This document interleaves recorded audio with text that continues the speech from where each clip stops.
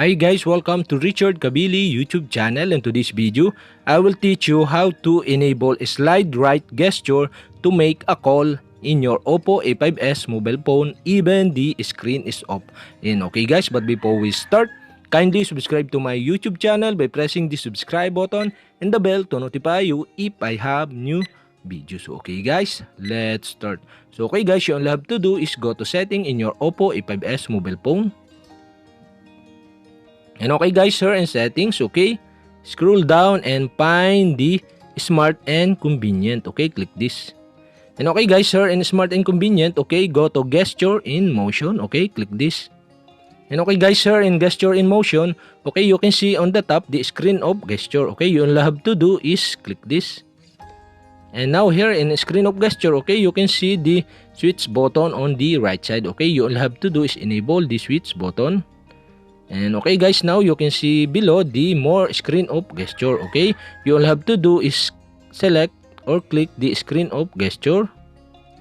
And now here you can see the slide right gesture, and okay, you all have to do is click this.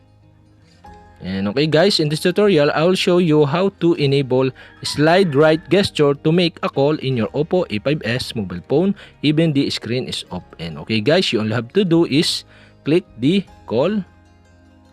And now you can select the contact in your mobile phone. And okay guys, for my example, I choose one of my contact.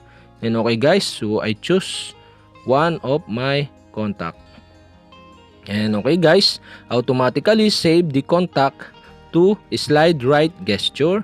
And okay guys, we have successfully enabled the slide right gesture to make a call in your Oppo A5s mobile phone even the screen is off. And okay guys, we can try it. Okay, we have to turn off the screen.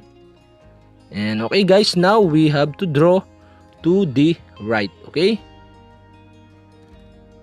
and okay guys, you can see below the pop-up, and okay, you can select the SIM you want to use to call the contact. And okay guys, I choose SIM 1. So okay. And okay guys, that's it. We have successfully enabled the slide right gesture to make a call in your Oppo A5s mobile phone even the screen is off. And okay guys, that's it. And if you have a question, kindly comment below, and don't forget to hit the subscribe button and the bell to notify you if I have new videos. Okay guys, thank you for watching.